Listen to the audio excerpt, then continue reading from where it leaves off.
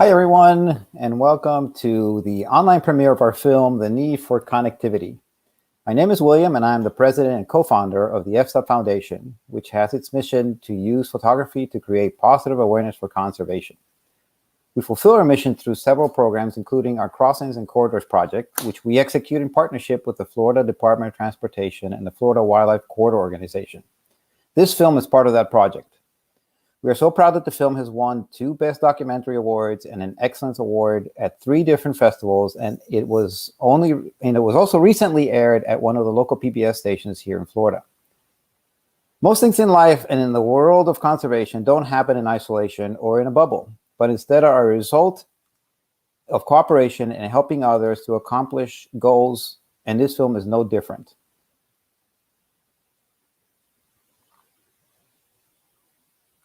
Sorry. Just have to tweak a couple of things here. I apologize for that. So this film is no different. When Max and I embarked on the nearly year-long journey of making this film, we had no idea just how many people would step up and join us along the way. It is safe to say that we could not have accomplished this without their help. So here's a quick thank you to all the folks who helped edit, tweak, adjust, and sometimes just listen to us whine and vent. To all our supporters, donors, family, and friends without whom this film would have never happened, thank you. Shai Bendor, who was the first person to watch the film and was instrumental in helping us bring it down from the original 42 minutes to the current 26-minute version. Our friends Ulrico and Amy in South Africa, who watched several early versions of the film and provided us with such valuable input. Wendy and John from Wild to More Fun, who are always a tremendous inspiration for us and an unending source of information, including the best way to carry out this premiere. Justin Barth for his insight and support. Dan, Wes, and Connor from the Yellowstone Cougar Project for their scientific perspective and encouragement. Carl Moore for his kitten images and the incredible footage of one of the Panther releases that you'll see in the film. Brian Kelly for his trail camera footage and help and support. David, Jacob, Alex, Bob, and Susan for their images. Carly Segerson for her hard work in getting us the approval necessary for Mark's interview.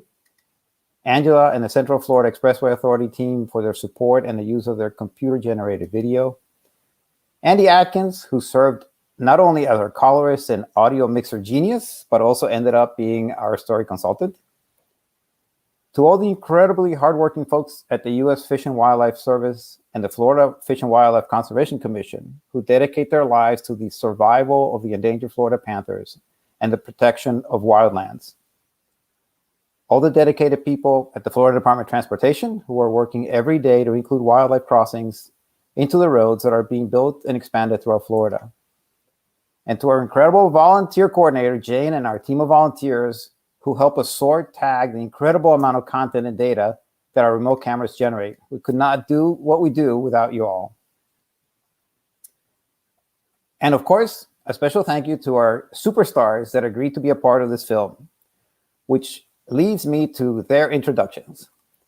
And first, let me add this very quickly. And 1 second. FP224 is our main actor, actor in the film.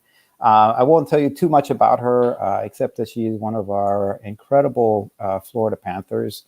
FP stands for Florida Panther. 224 means that she was the 224th Panther that was collared or has been collared in Florida. You'll learn more about her in the film. And Max. Hey, Max.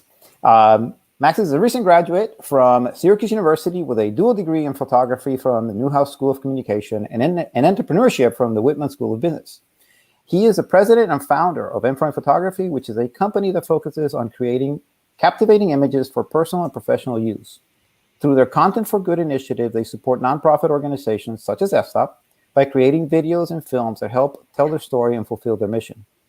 In about a month, he will be embarking on a 5-month cross-country journey to create content and develop his initiative called Nature for the Next Generation, which hopes to inspire future stewards of our national parks, state parks, and protected areas. He is the co-director and producer for this film. Hey, Max. Jason Lauritsen is the executive director of the Florida Wildlife Corridor Coalition, where he implements the vision and mission of the organization to champion the connection, protection, and restoration of a statewide network of conservation lands. He sits on the Office of Greenways and Trails Council and the Florida Transportation Plan Environmental Partners Working Group. Prior to joining the Florida Wildlife Corridor, he was the director of Audubon's Corkscrew Swamp Sanctuary. He has accumulated over 20 years of experience in conservation, from restoration and education to research and policy. Jason has a master's in science education from the University of Iowa and a bachelor's in animal ecology from Iowa State University. Jason was instrumental in guiding us through the creation of the story for this film, as well as suggesting that we bring Sean into the story. Thank you, Jason. You're welcome. Good to be a part of this. Appreciate that.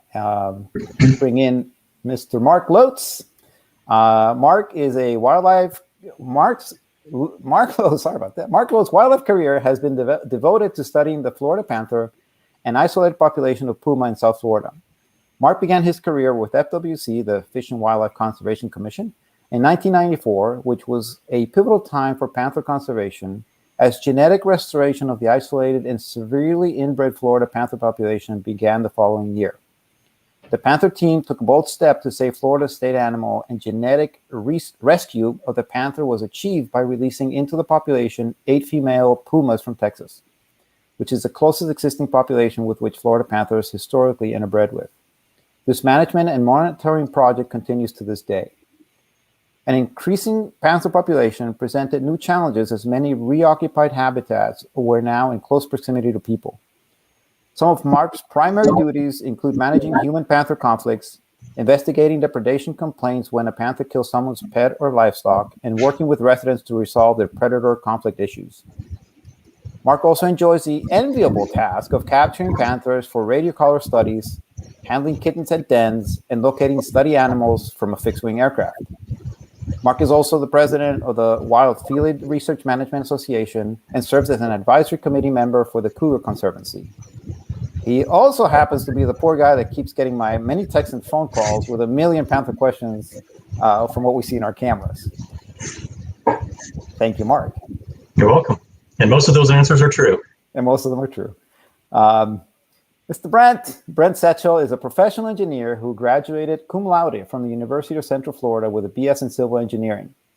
Brent served as the Florida Department of Transportation District 1 Environmental Permitting Engineer for 7 years and has been FDOT District 1 Drainage Design Engineer for the last 5 years. Brent received the 2011 Excellence in Innovation in Creativity Award and was awarded the 2013, 2014, and 2016 Highway Engineer of the Year Award, FDOT District 1. On a personal note, I can say that I do not believe that we would have the number and quality of wildlife crossings in Florida if it was not for Brent's incredible proactive approach to making these crossings happen. We all have a lot to be thankful for his dedication and devotion to our wildlife. So thank you, Brent. Thank you. Glad to be part of this. And last but not least, Commissioner Sean Parks is a Central Florida native. He and his wife, Ivy, are active in the community and attend and serve at their church in Claremont with their 3 children. Sean owns and operates a small business and writes for Lake Business Magazine. He's an Eagle Scout and serves by volunteering and teaching merit badges. Sean also serves in several regional organizations that assist children as a board member. Sean has a bachelor's degree in environmental science and a master's of science degree in engineering management from the Florida Institute of Technology, go Panthers, where he was captain of the rowing team. Sean loves U.S. and Florida history and is an ardent leader and supporter of economic development, public safety, and environmentally friendly initiatives, with a long list of boards he participates in, as well as community service organizations, including the Central Florida Expressway Authority, Bicycles and Pedestrian Advisory Board, League of Cities, Metro Orlando Economic Development Advisory Council, South Lake Community Ministries Board, and many more. Sean is a leader and an example of how local and state governments can be proactive and a part of protecting nature and our environment, even as we continue to grow. So welcome to all of you. And once again, thank you for wanting and being part of this film. Before we begin the film, for everybody watching, for all the viewers, you're able to send in your comments and your questions via the chat and comment section of either Facebook or YouTube, whichever platform you're using right now. We'll then be using those questions and putting those posts up, and after the film, the participants will be able to answer them. So for now, let me send everybody back and to the studio, and we will start the film. So we'll see you guys in about 26 minutes. So enjoy the film.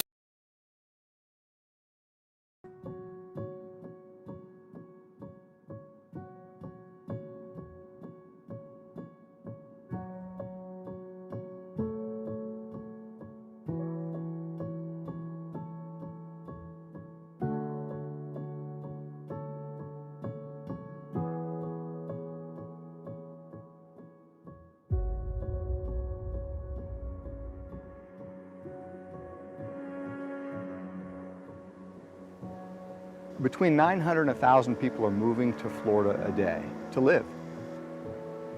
That's in addition to the millions of people that come here to vacation.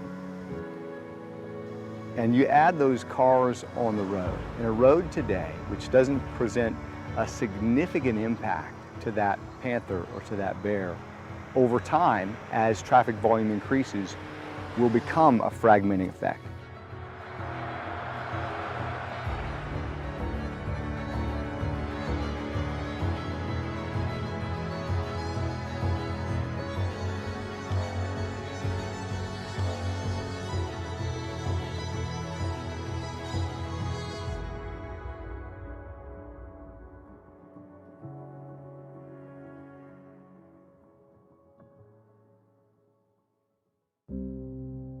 First met FP 224 when she was a kitten, about 8 or 9 months old. She was hit by a car, was laying up in somebody's yard, underneath some palmetto bushes, got her stabilized, took her to one of the local vet clinics here in town that we have a relationship with. And it was the right leg, back leg that was broken. Bone was pretty much snapped right in half. At the vet clinic, they have a team of surgeons that actually repaired the fracture. You can see from the x-rays, they used a series of pins and plates to put that bone back together. Once she's then stabilized after surgery, she was transported to another facility that we work with called White Oak. 224 was in captivity for about 10 months. But it's a great success story to take a young panther with a broken leg, rehab her, and get her back out into the wild. Where we released her was as far away from roads as we thought we could get. And this is about 30 miles from where she was hit by a car.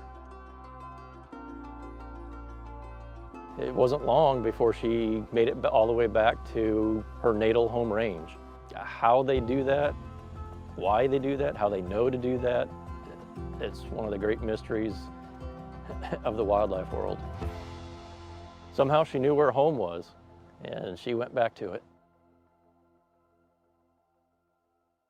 I had a pretty unique perspective growing up. I could walk, less than a mile as a kid to beautiful lakes and the woods, and we would see wildlife and we'd go fishing.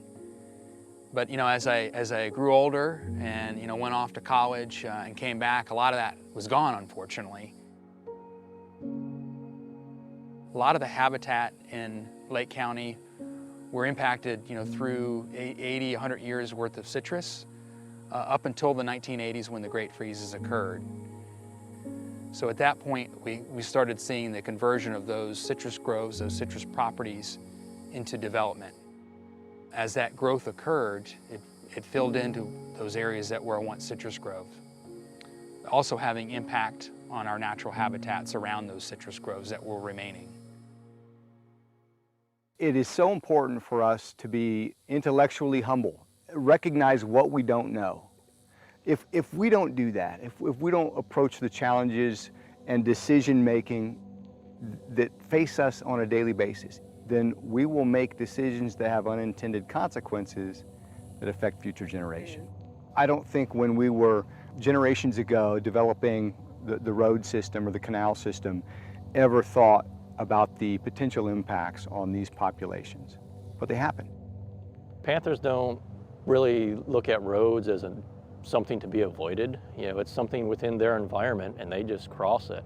When a panther gets hit, people can't believe how somebody could hit a panther. They're a fairly large animal. Surely you should be able to see them. But nothing in the panther's world travels at 80 miles an hour. So when they're crossing a road and they see a car down the road and it's coming straight at them, it's hard for them to judge how far away it is and how quickly it's approaching them. They start walking across a road and that vehicle is there before they know it. So, people don't hit panthers on purpose. It's an accident, something that happens. Wherever there's roads, panthers are going to get hit. So fast forward 4 years later, 224 is about 5.5, 6 years old now, and she gets hit by a car again. A passing motorist saw her laying on the side of the road, took a picture, and actually called us about it. And when she fell asleep, that's when we were able to see the extent of her injury. We could tell the other leg was broken, and she also had a big cut in her side. We knew she had kittens with her, but we did not know if they were with her at the time. So we went out and set some box traps to catch the kittens, thinking that they would, kind of hang around, looking for mom. Sure enough, they came back and we caught them that night, which was, just fascinating to me. One, how they could find her, but they also found that spot. The third kitten, for whatever reason, was lagging behind just another day. What's interesting about this location is where 224 was actually on the south side of I-75, west of County Road 951. So to get to where she was, she actually crossed north of I-75, crossing 6 lanes of traffic, and then crossing east to 951, and that's where she got hit. So her kittens did that same route, and the 2 male kittens found where she was. That female kitten was a day or so behind her brothers, did not find them, so she went back to the last location where the whole family was together, which was that spot south of I-75. So she made it back across 951, but then when she was trying to cross south of I-75, she actually got hit and killed.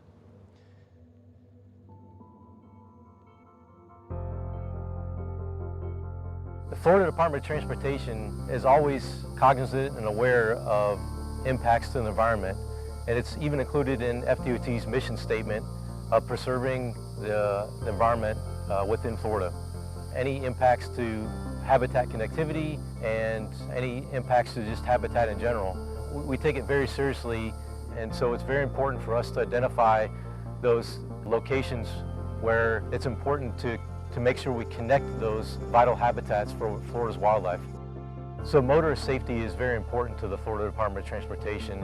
In the last 5 years within the state of Florida, there's been 24 human fatalities due to collisions with wildlife. In the U.S., there's over 1 million vehicle wildlife collisions every year, costing $8.3 billion.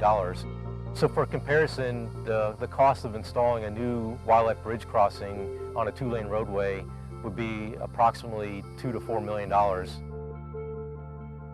It's very important that we consider wildlife connectivity for any new alignments or any of those capacity projects to make sure that habitats are connected and wildlife can safely cross our roadways, both for motorist safety as well as the wildlife's connectivity. So if we're going to protect our natural areas, we need to have an understanding of it. We need to invest in the science. We need to have an understanding of how the system works if we are really to care for it. The science and investment we put into researching these animals and their movements gives us a glimpse of how the ecosystem functions together. We're looking at tens of thousands of separate relationships and interactions that make up the rich ecosystem.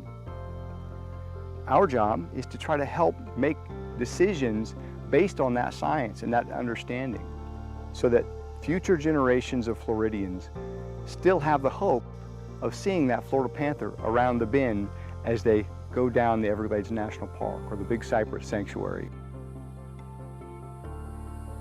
Now, the Florida Wildlife Corridor isn't just an organization. Actually, the Florida Wildlife Corridor that we're really focused on is the physical geography, the landscape in Florida that encompasses about 17 million acres. Almost 10 million of this 17 million acre footprint has already been purchased and is in protection in some kind of conservation easement.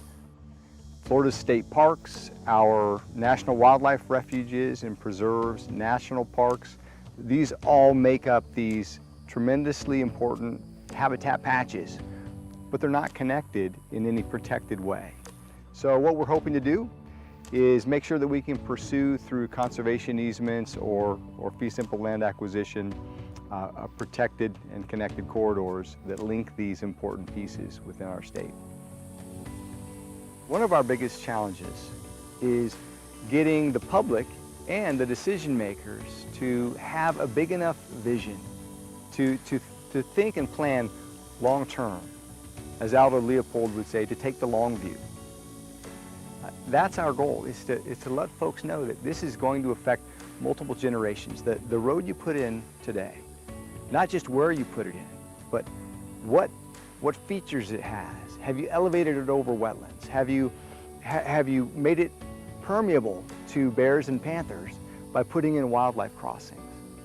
So that 20 years from now, 50 years from now, 100 years from now, the wildlife that's passing through that will be sufficient to maintain genetic health and diversity that we all love. We all love it. So let's protect it. Currently, we have over 100 crossings identified on our GIS map. To date, we've collected more than 4,000 pictures and videos, which really helps us to identify which species are utilizing which types of crossings, which species that we need to target for specific areas, and really helps us in the design process to identify the minimum length and width that are needed for each type of crossing. So with all the data that we've collected, we've noticed that the wildlife fencing really helps to funnel the wildlife to these crossings, and so the wildlife aren't bypassing the crossing and going somewhere else. So it's very important that we incorporate that wildlife fencing again to help funnel the wildlife towards the crossing. This is evidenced by Alligator Alley, where we have miles and miles of fencing along the roadway that funnel the wildlife to the more than 40 crossings that are along Alligator Alley. Once we have all this data, it really helps us to understand which types of crossings are best suited for each location. So we're trying to identify the target species that may utilize the area. We have many options available to us. We can do a full bridge crossing. We can do a bridge crossing with shelves on it. We can do a large box culvert. With the FSOP's Foundation's help, we've been able to identify even a small 36-inch pipe culvert has been utilized by many types of smaller mammals. So after 224 got hit, we took her back to the same clinic where they performed another surgery and fixed up her other leg. Really a stark image when you see the hardware still in that previous broken leg. And then, she's got new hardware in the newly broken leg. So basically the same procedure as the first time, repaired her fracture, and then same thing. Went back up to White Oak, so this rehab went pretty smoothly. She was kind of used to the procedure, and the kittens, they were kept separate until the bone itself was healed enough that we could put them back together. And then when it came time for release, we actually released them all together, which is the first time something like that has ever been done.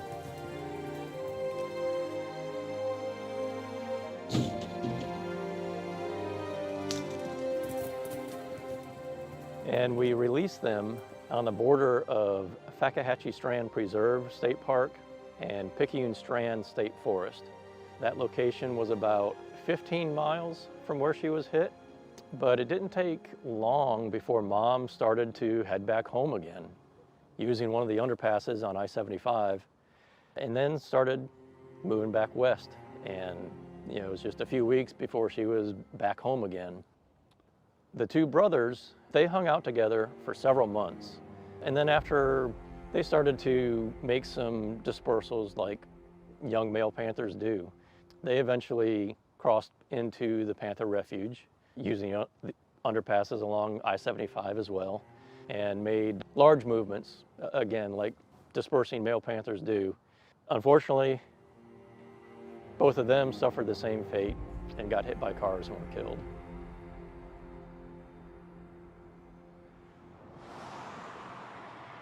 We think of infrastructure in terms of roads, you know, I-4, the Turnpike, I-95, I-75, and that infrastructure, of course, is important for getting us around Florida as we continue to grow.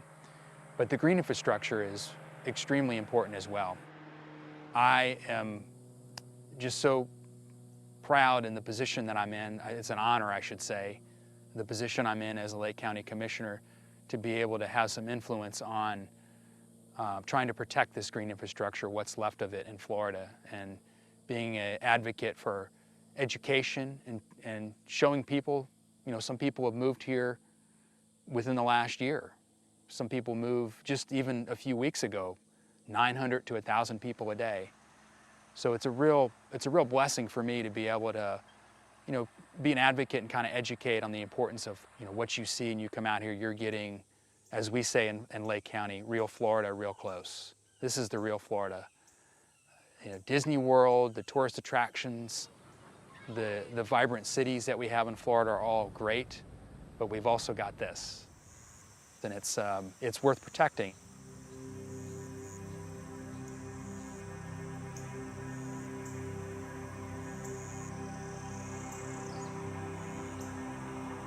You know, we want to make sure that the Florida panther thrives in the state of Florida. And we have the opportunity here to do that and to make really just adequate changes to our designs, ensure the protection of the Florida panther, adding these wildlife crossing features, lengthening a bridge that was already planned. Really doesn't take a whole lot of effort and or resources to do that. And so we just need to identify these locations, and that'll go a long ways to not only protecting the Florida panther, but other of Florida's species. When we're looking at corridors, some corridors represent these significant migration events that happen on a seasonal or biannual basis. For instance, a dominant male Florida panther has a home range that it will defend of 200 square miles. That's a significant chunk of real estate. But that's not the entire story. If you protect 200 square miles, you've not saved the Florida panther. These animals have dispersal events when they have a litter. Those kittens will grow up and eventually need to find their own places. And so they will disperse from that home range of their parents. And as they do that, they're going to cross roads and rivers and find habitat that's suitable. Getting the right kinds of wildlife crossings in place, getting our elected officials and our planners to build and plan around a green corridor, that's really key. What we're doing in Lake County is we're starting by looking at what we can do to protect the green swamp. The green swamp, of course, is in the center of the state, which is both the headwaters to the Everglades, but then also to the Claremont Chain of Lakes, the Platte-La-Caja River. Working with the Florida Wildlife Corridor Organization to map primary wildlife corridors through Lake County, through the green swamp, so that I know as a county commissioner, I'm going to be able to make an educated decision when it comes to land use. I'm going to be able to look at those maps and say, this is a primary corridor for wildlife. We need to be really careful on what we do with development. For instance, there is the Lake Orange Expressway that is planned through the Central Florida Expressway Authority. And we're working right now to make sure that the overpasses are put in the right places, that there is every measure built into the design, the engineering of that toll road to protect and conserve our wildlife. So we know that there's a corridor, a critical corridor that comes up from the south into the Lake Louisa-Hiluchi area where we're at now. And so we want to make sure that as that road is engineered and designed and then eventually built, that the wildlife is able to move freely underneath that road. And so it's exciting to be a part of that project right now, making sure that all those measures are put in place to protect the corridor, to protect this priceless national treasure. I know that I only have so much time as an elected official, and I need to make the most of that time. And this is something that I want to do. I want to be a leader. I want to be a part of a legacy of protecting Florida. I want to be a part of protecting Florida's green infrastructure. I want to be a part of keeping something good here for my kids. My kids are growing up right now. They are starting to develop an appreciation for Florida and the uniqueness of Florida. So I want them to have the Florida that I have now. And that's why this is exciting for me to be a part of this. We know that roads have an impact, and there's no way around that. Sometimes they're not the prettiest things, but if we're going to build it, let's do it the right way.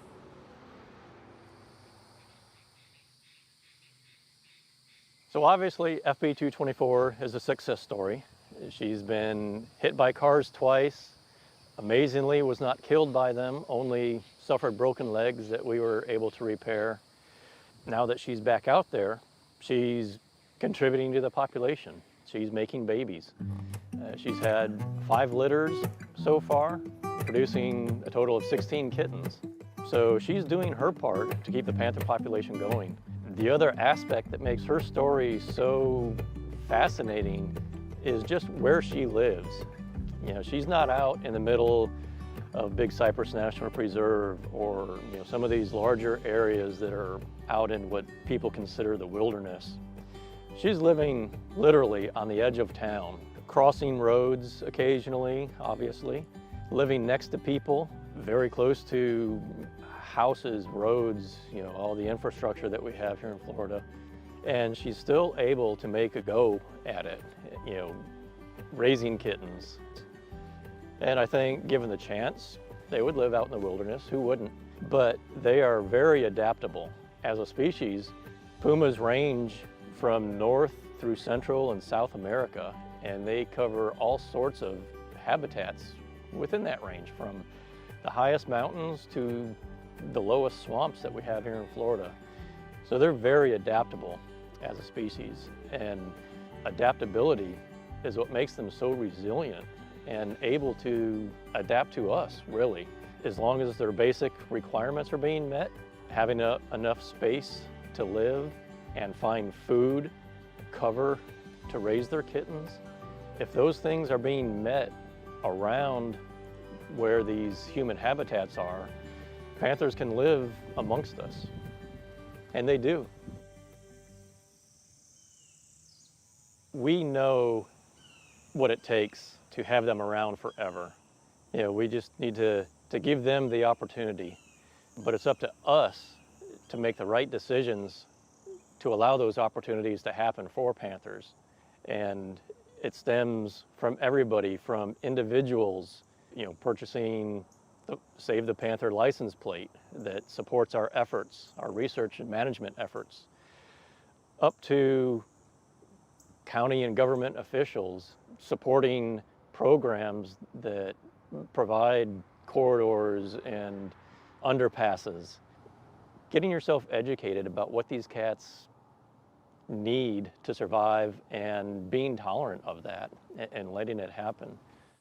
Whether you moved to Florida last week or you're a native like me or multi-generational, 5-6 generations of living in Florida, we all have a role in how we plan for the future. 1,000 people a day moving to Florida. There's something that each and every one of us can be doing, and I think should be doing, to protect the corridor, support efforts to protect the wildlife corridors, support planning efforts that will both recognize the need to grow as more and more people want to come to Florida, but we'll also realize that as equally important to that, economic growth is making sure that our wildlife resources, our natural resources are protected, because if we lose that, what does Florida have?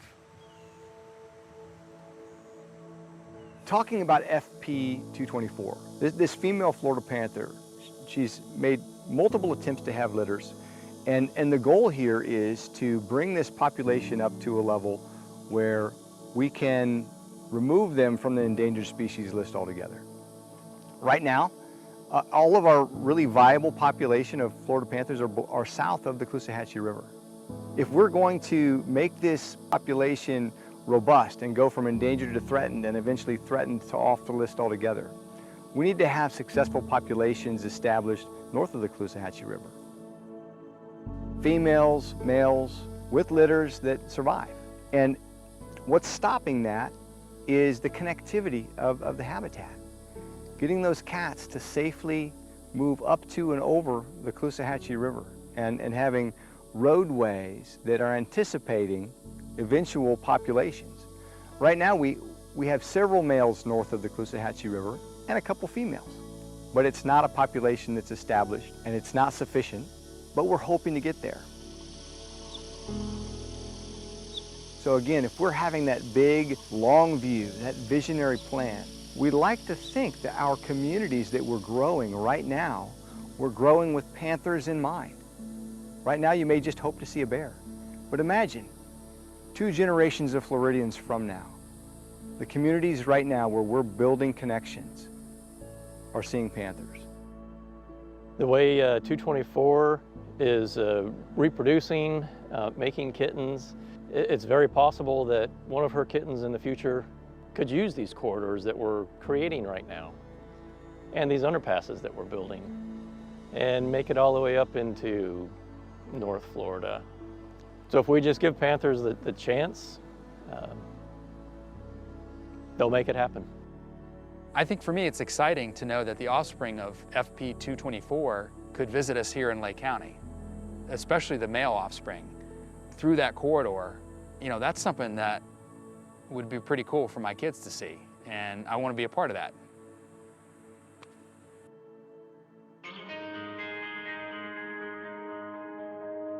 Too many days in the darkness without a glimpse of the light.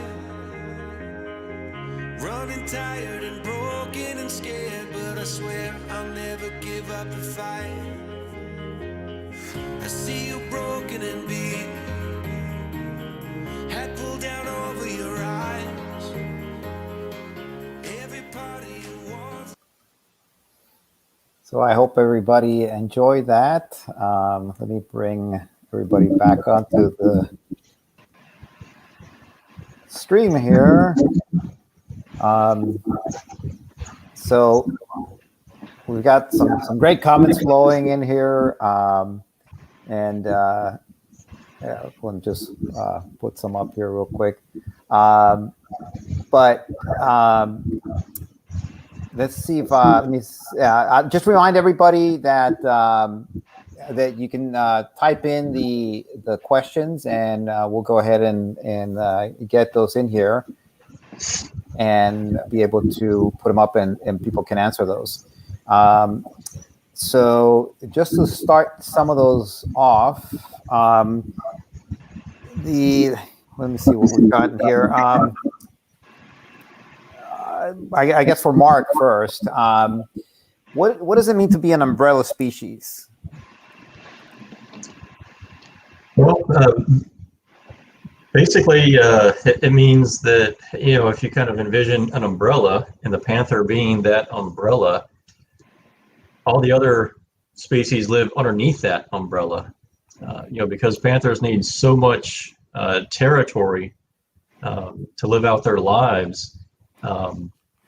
Other animals also benefit from that.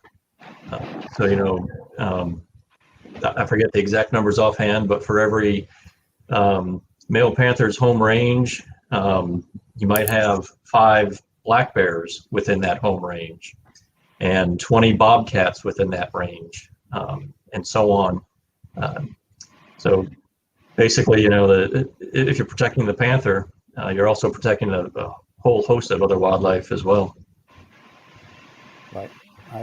And we hear about the Florida panther being an endangered species. What does that mean, and what will it take to get the panthers delisted as an endangered species? Well, currently, according to the Fish and Wildlife Service recovery plan, we need 3 populations of 240. And may or may not all be within Florida.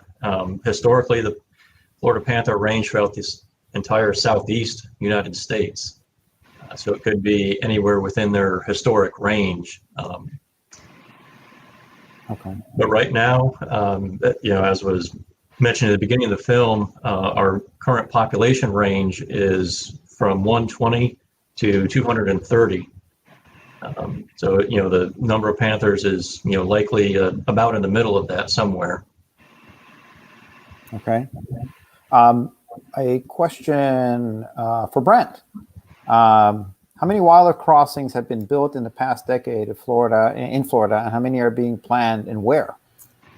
It's a great question. So I would say probably in the last decade, there's probably been, let's say, a dozen or so have been built. I represent District 1, which is in Southwest Florida, which is in the main part of the panther country there. So I would say that's probably an accurate number there. We have quite a few planned along State Road 29, along US 27, State Road 82. We have 2 that are funded for construction that'll start in July of 2023. We just finished construction along State Road 80. I think several of you may be familiar. We have the C1 canal, which is State Road 80 runs kind of east-west, parallel with the Clusatcha River, and it's kind of the last road crossing before wildlife can go north and try to swim the Clusatcha River. And so we put in a crossing there and had great success. So as we widen the road eastward, we added 2 more crossings for them. And rebuilt some bridges to provide shelves to allow wildlife to go there. We actually have a crossing under construction now on I-4 in Polk County, just east of 557. There's a second one planned along I-4 just east of State Road 33. So we have quite a few in the works and either under construction or in design, or some of which are funded and some are not yet funded yet. So we're still, a lot of times with our projects, it's tough to do standalone wildlife crossings. It's tough to find the funding and the resources for that.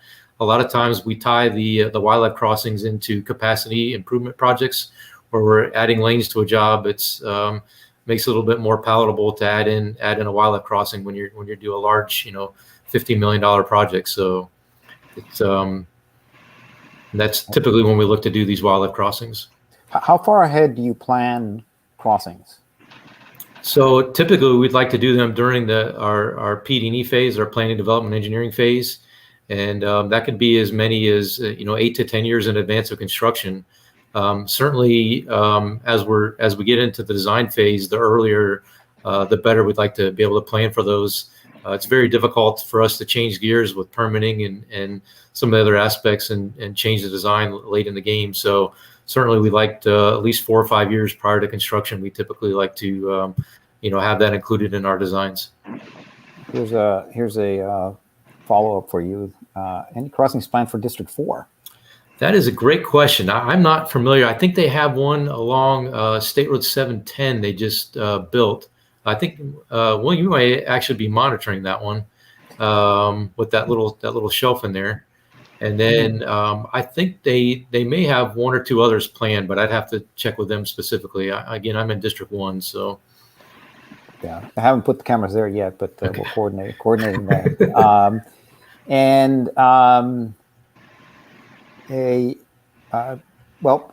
Whoever wants to tackle this one, what can we do to help Florida panther and other species in Florida? You can buy the tag for starters, right? Mark, what does a tag do for the team? Where does the money come? What happens with the money when somebody buys a panther tag? How does it help you? Yeah, so our entire project is funded through the sale of the Protect the Panther license plate. So that's where we get most of our funding from. So that covers, the research that we do, covers the radio collars, the flight time involved in locating the panthers. Basically everything we do is funded through those sale of those license plates. So yeah, that's probably the easiest thing that people can do to help the panther. some of the other things are just, depending on where you live, if you're living in an area where there are panthers, just kind of be aware that they might be around and to be tolerant of their existence. If you have pets or backyard animals like goats or something, you need to build the structure to keep them in at night so that panthers can't get to them and won't be attracted to your yard or your neighbor's yard. So those are probably a couple of things that are easiest for people to do. Also, when you're driving around the roads, especially in the evening or nighttime, just pay extra attention to what's going on. If you see an eye shine down the road, or a lot of roads have the reflectors in them. If you see that reflector disappear and then reappear, that's a good indication that an animal probably just walked across the road. So if you see something like that, slow down, be extra cautious. There might be a second or third one behind that. And it's not just panthers, it's deer, bear, alligators, raccoons, everything we have in Florida could be crossing the highways. So yeah, just being extra cautious when you're driving around areas that where panthers live. Yeah. I could add one other thing too that we sometimes overlook, and that's just get outside more, and then go to Corkscrew, just go to these places that are preserved, and tell people to go there. Bring family members, bring friends, travelers, people that are visiting the state. Send them to our natural areas. I love the local parks and the smaller kind of active recreation areas, but go to these passive recreation areas, these large areas that are set aside and around the state of Florida. And let's promote that conservation ethic by actually getting out there and seeing it. And as a follow-up for you, Sean, is how can viewers, how can we advocate for to have more crossings continue to be built and continue with the support of the Florida Wildlife Corridor? From a commissioner point of view, what can people do? Yeah, I think being a commissioner, and we meet a couple times a month, and sometimes our agendas get very long, but I think it's important to be a part of your process, to be a part of the process where you're at, your county. Go to the county commission, or if you don't feel comfortable speaking, write your county commissioner via email, contact them, and tell them this is important, that the green infrastructure, these natural areas, a conservation strategy is what we're talking about in Lake County right now, is having a countywide conservation strategy. Just asking that question, what is your conservation strategy in the county? Finding out, what you can do to be a part of that if they don't have one, and just letting your commissioners, your city council members even know on a regular basis that this is a value that's important, because there's a lot that comes in front of us at these meetings, and if we're not hearing it, then oftentimes it's out of sight, out of mind. So, Jason, your take on how people can help, and a sort of follow up to that. Well, what's the status of the Florida Wildlife Corridor? Yeah, well, that was a great question that Sandy asked. I love it when we get that question, how can we help? The first thing I'd mention is the Florida Wildlife Corridor as a geography is a part of, or a subset of, the Florida Ecological Greenways Network model that Tom Hochter and the University of Florida, along with the Florida Natural Areas Inventory and others, built in order to identify some of the most important connected areas throughout the state. And if you go to our website, floridawildlifecorridor.com, you can look on the maps section and you can download a file on there that you can project onto your Google Earth map. And you can see where in your area the corridor or the Florida Ecological Greenways Network fits. There was an update that was done recently, so if you have an older version of that, you might want to look for the newest version. That's, I don't think, widely distributed yet. But seeing where the important connections are in your area is an important first step. Letting the decision makers in your region know that resource is available to the Florida Natural Areas Inventory, FNAI.org. You can go there. They have tremendous resources for mapping areas. Local land trust organizations can help to identify funding sometimes and connect people with resources on how to get conservation easements. It's a local issue as much as it is a state issue. We're familiar with our backyards, so if people have this big vision but also know how they connect locally, it's a really important way to do it. And FDOT has a great Sun Trails resource online as well, and that Sun Trail has a bunch of projected links that will connect people through biking and hiking and get people out into those areas, and those can serve as wildlife connections also. So I'd say get to know where you fit in that. And as far as what the corridor status is right now, both the House and the Senate recently unanimously passed the Florida Wildlife Corridors Act. We're waiting for the governor's signature on that, and that's something that we are really excited about. And my hope is that will help to spread the word of the importance of a connected landscape.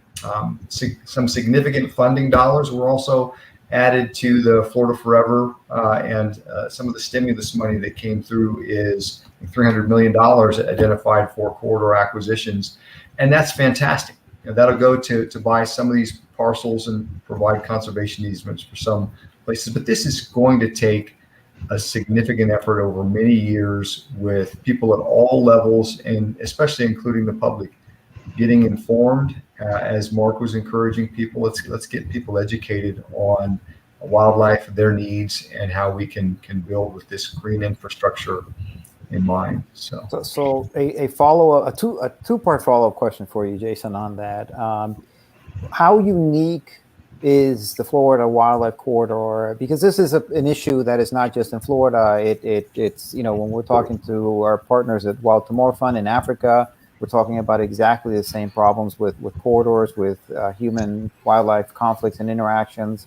How unique is what has been created in Florida, and what would happen if it's not successful? What happens if we don't create the corridor? Well, I'm glad you phrased it that way, William, because I know that some people have a misconception that the corridor is something that we need to build. And with the exception of some places in roadways that are fragmented where we need to create permeability with wildlife crossings, the corridor is here. It's just not protected. We have a connected landscape, and what we're trying to do is to get people to recognize that the wildlife that you see, as you mentioned, Sean, at Corkscrew Swamp Sanctuary, the wildlife you see there is a byproduct of the connectivity that's there. And as people move into Southwest Florida and they put in home, they start driving on those roads, it further fragments that. So in a generation, you might not change an acre of the Corkscrew footprint, but you'll see less wildlife because you've lost that connectivity. So the corridor is intact, but not protected. And so we need to not lose it. And I think you might have asked me another. How unique is it in terms of what is happening around the world? Yeah, well, lots of. I have to mention Larry Harris and Reed Noss here. These are guys in the mid '80s who really put landscape conservation on the map and recognized the importance of these connections at such a large scale. And they've helped Florida become a pioneer for conservation at the landscape level. And when we've had lots of people and organizations, elected officials, really invest in identifying and protecting and leading nationwide on corridors and planning. We have a long way to go, but I'd say it's unique for how early and how powerfully that messaging has occurred in Florida. But it's also unique because we have over 20 million people in the state, and in a couple more decades, we may hit 31 or 33 million people. And to have the level of wildlife with the population growth that we have is quite remarkable, but it also presents attention, a race to make sure that we don't lose these important connections. And a question from friend Elizabeth. What is the Florida Panther Recovery Implementation Team and its Transportation Subteam doing to help? I can take that one. So the Transportation Subteam has done several things. We created a hotspots map that helps us identify locations on roadways where there's been significant Panther vehicle collisions, and so it helps us to pin down those locations, and then we can schedule products to help rectify those specific roadway crossings. Additionally, we prepared the I-4 wildlife permeability report. That again, as projects are upcoming on I-4, we can utilize that report to help identify. They've identified roadway, again, those kind of adjacent, just talk to those landscape corridors that are adjacent to I-4 to help connect those corridors by providing wildlife crossing features, across I-4 there. So again, trying to take that long term plan to help identify those locations now, and where, because again, as you guys know, I-4, even if you provided the crossing I-4, there's many other roads that parallel I-4 and cross I-4. So even if you provide the wildlife crossing feature there, you're going to have to do it for all the other roads that are there as well. So it's providing that kind of landscape level plan to provide that conservation corridor throughout the state. So yeah,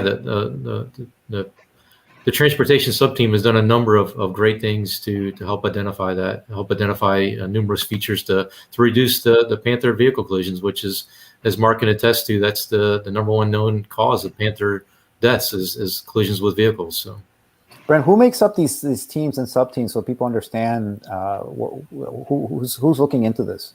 Sure. So the U.S. Fish and Wildlife Service is hosting it, and they're the ones that put it on. And they came up with a conglomerate of members of FWC, FWS, several of the NGOs. You got the Florida Department of Transportation.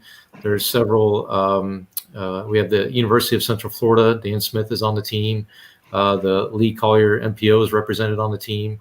So it's a conglomerate of different members, and we meet. Yeah, we meet every 3 months or so, and have a come up with a game plan to help again try to minimize the Panther vehicle collisions. Yeah, here's another question for you, since you're the one hitting it right now. Sure. So that's a great question. It depends on the roadway. So if you just had a 2-lane road, again, it can be $2.5 million. It depends if you're including design costs, and the construction costs, and we have what we call CEI costs, the construction engineering inspection costs, and then hopefully everything can fit within the existing right of way. But if not, then we have to acquire right of way, so that adds some costs there. So a new bridge structure, 2-lane bridge structure, is about $2 million. And that includes, typically you have to raise the profile of the road up in order to provide the vertical clearance underneath the roadway for the wildlife to cross. And so depending on how much you need to raise the profile of the road up, dictates how far out you need to go along the roadway. So, obviously a 4-lane road is considerably more. And so, but that's general costs there. And so an idea, and it was mentioned briefly on the film, but $2 million for a crossing in the United States, I believe it's $83 billion. That is the cost of not having crossings, of having wildlife being hit by cars, the cost to everything that's associated with that. So building the crossings is a pretty cheap alternative that makes sense and saves a lot of lives. Mark, one for you. The pretty current question here. Any idea what's causing some Florida Panthers to have walking disability? The ailment is reportedly impacting the cat's ability to coordinate their back legs. Right. So that's a condition called feline leukomyelopathy. We call it FLM for short. And the short answer is no. We have no idea what's causing that. We've been working with people literally around the world on this, trying to find out, a cause. We've ruled out a lot of things, but we don't have any idea what it is. And we're seeing it not only in Florida Panthers, but in bobcats as well. Have not seen it in domestic cats or any other wildlife.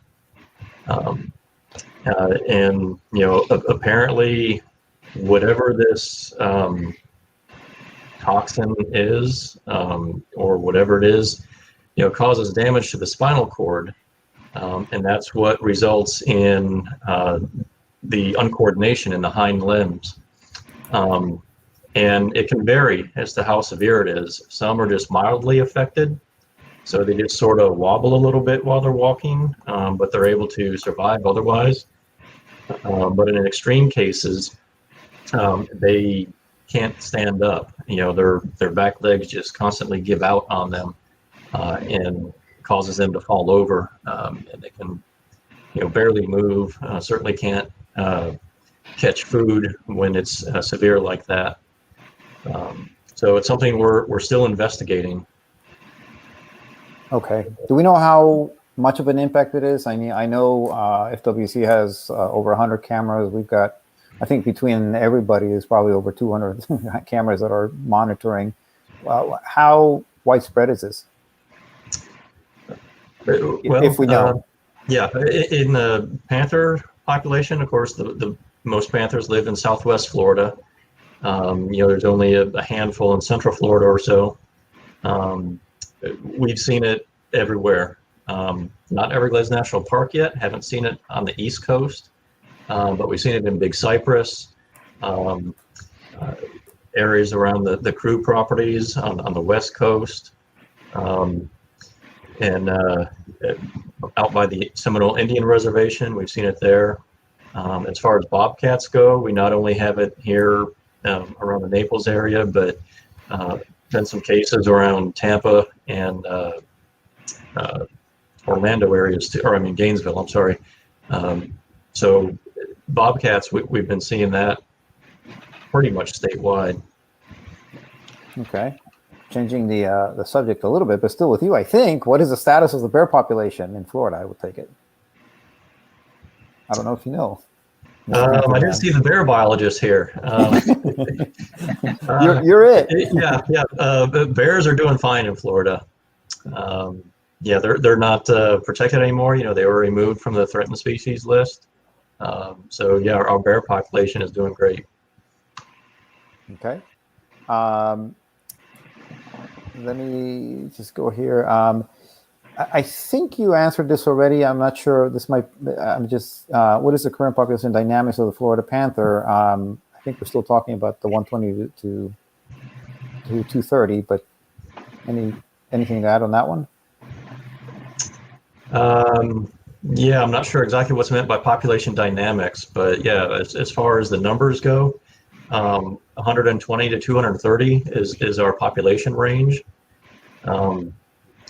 The bulk of those are in Southwest Florida or South Florida, south of Lake Okeechobee and the Caloosahatchee River.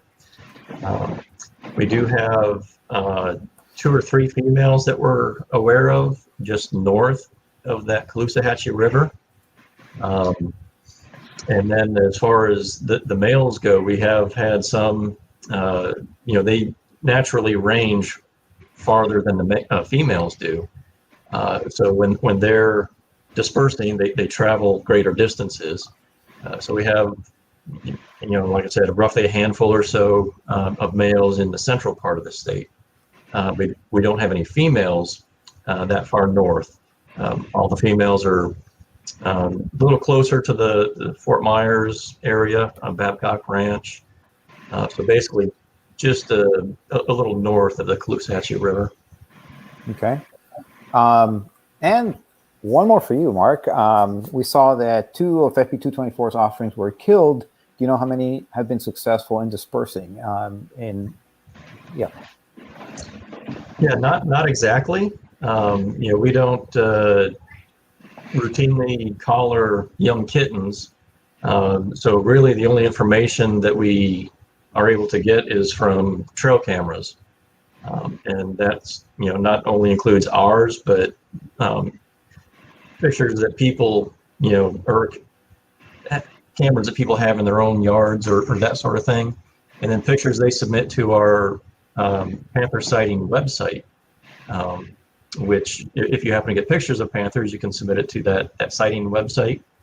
You can find it at myfwc.com.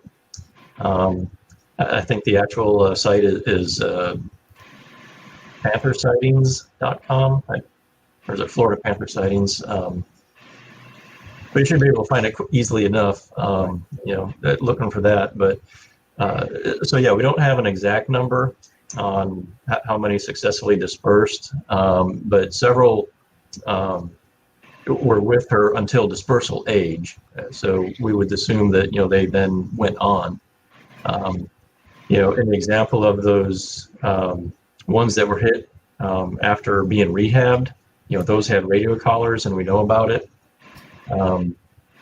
Also, all of our kittens that we handle do get marked with transponders in the den. So if we were to collect those as roadkills later on, we would know that they were her kittens. And we've not encountered any of those yet.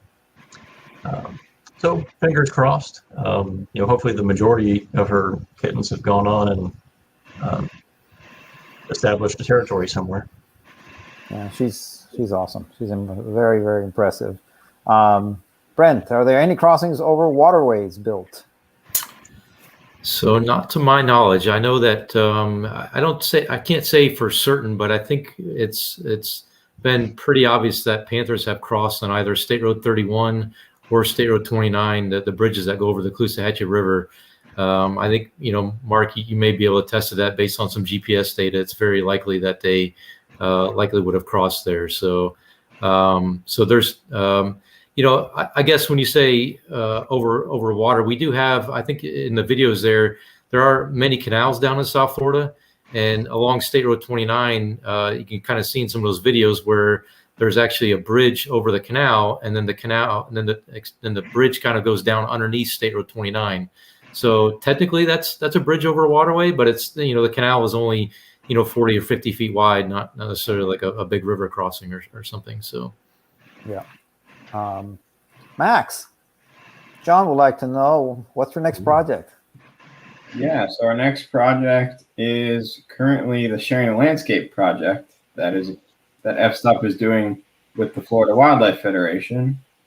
And basically that is a series of what it means to share the landscape with this wildlife, and another short film, and some cool little compilation videos about the wildlife sharing the landscape and thriving. And since we've got you talking, you filmed this film during the interesting year of COVID. What was it like to have to do this film during COVID? So it wasn't just this year. I mean, we filmed a lot of them throughout the year, but we also, a lot of the remote camera footage is from 4 and 5 years of having our cameras out there. So it was hard, but it was really cool, especially to work with these superstars and interview them through challenges and all that. But it was a good experience. So all very good. Yeah, these guys were very, very tolerant, and we were commenting that for Jason, Sean's, and Brent's, it was 100 degrees outside, and for Mark, it was 40 degrees outside when we were filming. So we had all kinds of conditions for it. Actually, Sean, the first time we did it, we had to run away from that massive thunderstorm, so we had to do it. Right, I remember twice. That. Yeah. So might have been 40 in the sun. Yeah, it was. we almost lost Mark there to wind chill factor. One question here, Mark: is the population growth stable or in decline? I would say stable right now. After genetic restoration in the mid to late 90s, we saw the population really kind of increase during that period. And I think it kind of hit a natural peak, maybe 5 years or so ago, and things have kind of stabled off since then. We are the number of roadkills is down, and that could be related to the population size, but I don't think we're it's anything to worry about right now. So I'd say it's stable. Okay. Let me see. This is an interesting comment. Before we go to this one, as we mentioned that the population is stable, I mean, I think it's important to note that the success of the Florida Panther, I mean, going from the 20 or so cats that we had in the 90s, right, to where we are now is really an incredible success story, and I think an example of conservation success, and a lot of work to do, but it is pretty impressive what has been done so far, and has not been easy. It could be useful to note as a follow-up Mark's suggestion that about constructing enclosures for pets and livestock, that there are organizations that will that will help property owners with that. And who knows about that? Yeah, I'll take that.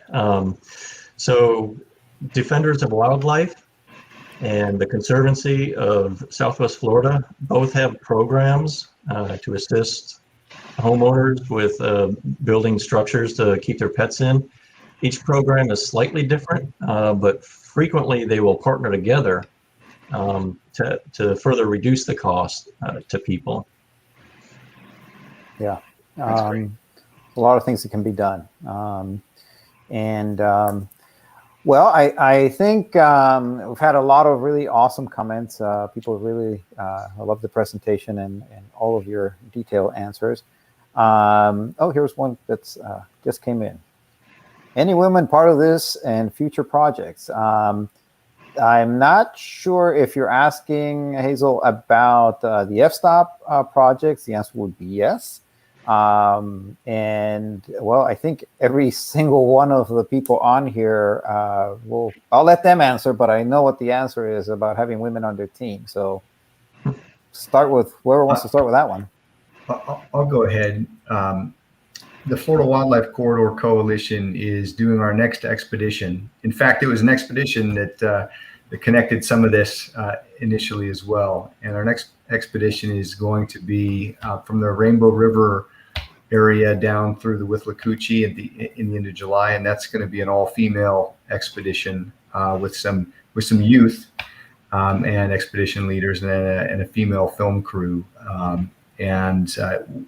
Women absolutely have had a very important role in conservation and corridors. So it's a good question and an important thing to highlight.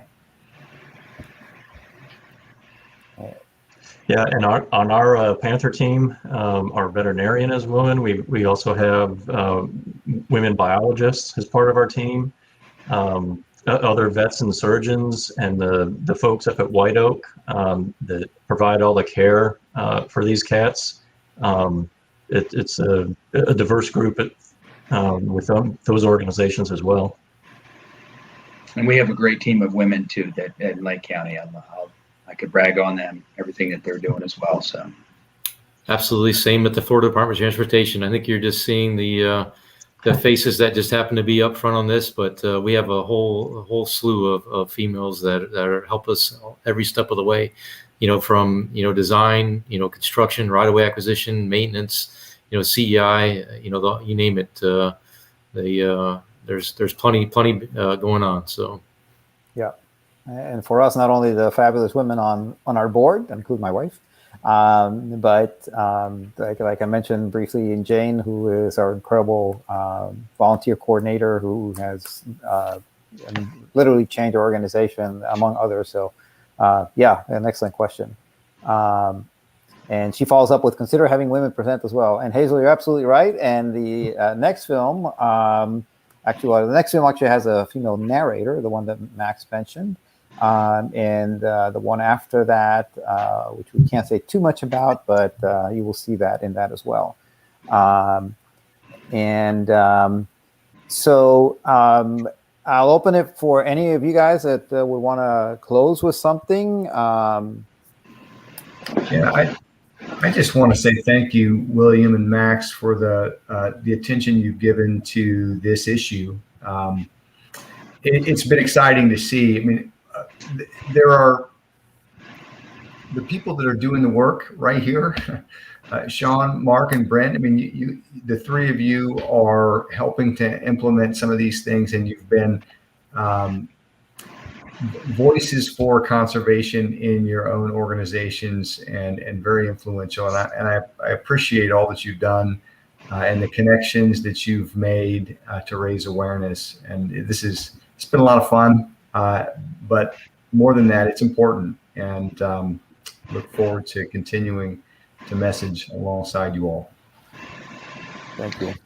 And I'd just like to say that it's been incredibly inspiring for me to be a part of this project. And Max, you're an incredible photographer, extremely talented. William, you too, of course, all that you're doing. But boy, I've seen some of your photography outside of what we're doing here, just incredible. So I look forward to seeing your career take off here. And it's just been an honor to be a part of this. Brent and Mark working with you, and Jason. Well, I feel like there's some really exciting things to come, and I hope I can do with you. I'm inspired to protect the green swamp. I was before, but I'm just tenfold even more now, having gone through this and know the importance of green swamp and Hiluchi and the central part of the state of Florida, how important it is. The water resources, not only water resources, which we think about, but to the wildlife and these pieces that are some of which are pristine and had not been hardly impacted, at least trying to get those into preservation and conservation. And it's something that it's an effort, and it's somewhat I feel like it's somewhat uphill at times, and maybe not totally alone, but lonely. It can be lonely at times in trying to promote more conservation and more preservation of these areas. And some people we're a rapidly growing community around the Orlando area, obviously, and they're thinking, well, what do we have to worry about that out there? That's just. And let me apologize. The light keeps going off. My energy efficiency device here in the room is making the light go on and off. So if you've seen that, noticed it. But so people say, why do we have to do this? And it's that's something I don't see or I don't deal with, but we do, because it'll if we don't, as we've said in this project, what else will we have and what will be left? And it's a death by 1,000 cuts. I mean, it happens a little bit at a time, and as we grow, we can do this. We can certainly try to accommodate that population, but it just takes a lot of planning. It just takes some perseverance and sticking with it. Yeah, and vision, right? Jason always says a long view, and right. Having that vision, absolutely. So, anybody else? Yeah, I just want to thank you for bringing this to the forefront for people. It's sometimes difficult to get information out, and this film obviously has done an excellent job with that. So, thanks to both of you. Yeah, I agree. This is it's an excellent showcase on some of the steps that can be done to help protect the panther. I think this is a great film, and it's there's a lot of things that we're doing here within FDOT to help make the panther thrive, and you guys really did a great job of showcasing that, and I think more to come. I think there's even your help in the data collection too is big for us, and we can't cover everything, and your camera trapping has been phenomenal for us to help us collect that valuable data to better understand where wildlife is utilizing the crossings and where we need to make improvements. So appreciate all your efforts. We've even managed to make a little spotted skunk globally famous. Yes. But yeah, for my well, I don't, Max is muted there, but from my point, I mean, you guys have all been an incredible inspiration, and I think we are incredibly lucky to have all of you working every single day that you're out there doing what you're doing for Florida and honestly for the world.